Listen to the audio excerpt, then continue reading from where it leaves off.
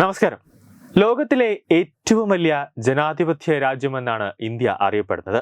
എന്നാൽ ആ വിശേഷണത്തിലേക്ക് ഇന്ത്യ യാദൃച്ഛികമായോ വളരെ പെട്ടെന്നോ എത്തിയതല്ല. ഇന്നത്തെ ഇന്ത്യയായി മാറാൻ ഈ രാജ്യം ഒരുപാട് അനുഭവിക്കുകയും സഹിക്കുകയും പോരാടുകയും ചെയ്തിട്ടുണ്ട്. രാജഭരണം, മുഗൾ ഭരണം, ബ്രിട്ടീഷ് ഭരണം എന്നിവ എല്ലാം അവസാനിപ്പിച്ചാണ് ഇന്ത്യ ജനാധിപത്യത്തിലേക്ക് കാലെടുത്തു വയ്ക്കുന്നത്. 90 വർഷത്തെ ബ്രിട്ടീഷ് ഭരണത്തിന് ശേഷം ഇന്ത്യക്കൊടുവിൽ സ്വാതന്ത്ര്യം ലഭിച്ചത് 1947 ഓഗസ്റ്റ് 15-നാണ്. പരമാധികാരം, ജനാധിപത്യം, റിപ്പബ്ലിക്, മതേതരത്വം കൂടാതെ യൂണിറ്റി ഇൻ ഡൈവേഴ്സിറ്റി എന്നീ മൂല്യങ്ങളിലാണ് ഇന്ത്യ അടിയുറച്ചു നിൽക്കുന്നത്. ഇന്ത്യ ബ്രിട്ടീഷ് ഭരണത്തിൽ നിന്ന് സ്വാതന്ത്ര്യമായതിന്റെ 78-ാം വാർഷികമാണ് വരാൻ പോകുന്നത്.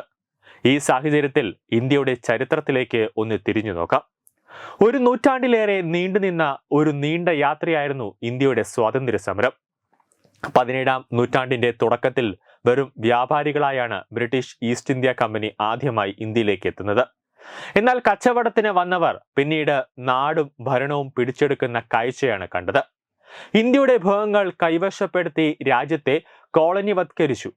തുടർന്ന് 19-ാം നൂറ്റാണ്ടോടെ ബ്രിട്ടീഷുകാർ ഇന്ത്യയുടെ നിയന്ത്രണം ഏറ്റെടുത്തു.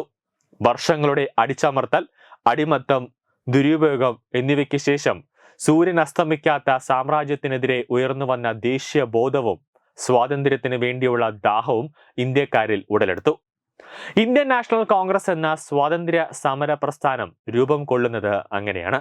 ആദ്യം രാഷ്ട്രീയ സംഭാഷണത്തിനുള്ള ഒരു വേദിയായിരുന്നു ഇന്ത്യൻ നാഷണൽ കോൺഗ്രസ് എങ്കിൽ പിന്നീട് ബ്രിട്ടീഷുകാർക്കെതിരെയും സ്വാതന്ത്ര്യത്തിനും സ്വരാജിനും വേണ്ടിയുള്ള ഇന്ത്യയുടെ പോരാട്ടത്തിന്റെ നേതൃത്വമായി സംഘടന മാറി.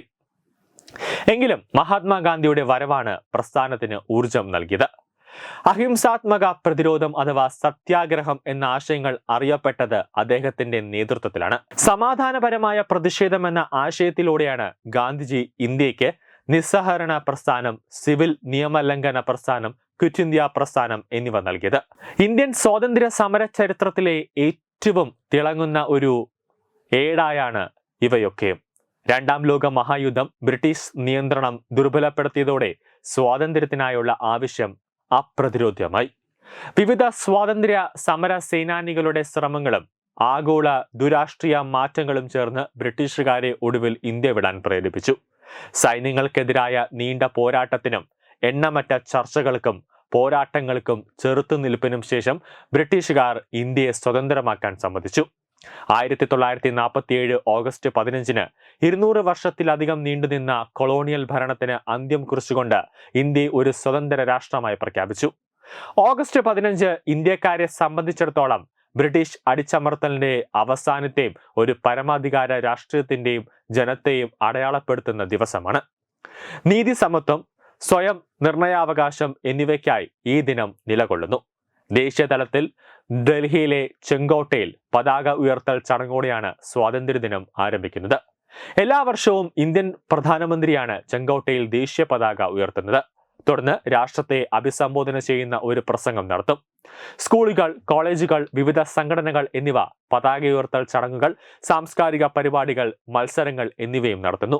ഓഗസ്റ്റ് 15 ഇന്ത്യയുടെ സ്വാതന്ത്ര്യത്തോടൊപ്പം ഇന്ത്യയും പാകിസ്ഥാനും വിഭജിക്കപ്പെട്ട ദിവസം കൂടിയാണ്. ചരിത്രത്തിലെ ഒരു ദുഃഖകരമായ കാലഘട്ടമാണിത്. കാരണം വിഭജനം ആളുകളുടെ കുടിയിറക്കത്തിനും വർഗീയ കലാപത്തിനും കാരണമായി. 1947 ഓഗസ്റ്റ് 15-ന് ബ്രിട്ടീഷ് ഭരണത്തിന്റെ അന്ത്യം കുറിച്ചെങ്കിലും ഏകീകൃതവും സമാധാനപരവുമായ ഒരു രാഷ്ട്രത്തിനായുള്ള പോരാട്ടം വളരെ കാലം തുടർന്നു. വിഭജനവും സ്വാതന്ത്ര്യവും കൈകോർത്തപ്പോൾ ആക്രമണവും വർഗീയ കലാപങ്ങളും ജീവഹാനിയും അതിനൊപ്പം കൈകോർത്തു. ഒരിക്കൽ പരസ്പരം സ്നേഹിക്കുകയും ആദരിക്കുകയും ചെയ്ത ആളുകൾ ഏതാനും മണിക്കൂറുകൾക്കുള്ളിൽ ഒരു ശത്രുക്കളായി മാറി. സ്വാതന്ത്ര്യദിനം നിരവധി സ്വാതന്ത്ര്യ സമര സേനാനികളുടെ സംയുക്ത സംഭാവനയാണ്. ലാലാ ലജപത് റായ് മുതൽ മഹാത്മാഗാന്ധി വരെയും സുഭാഷ് ചന്ദ്രബോസ് മുതൽ ഭഗത് സിംഗ് വരെയും ഇന്ത്യൻ മോചനത്തിൽ പ്രധാന പങ്കുവഹിച്ചു. ന്യൂസ് ഡെസ്ക് തത്വമൈ TV.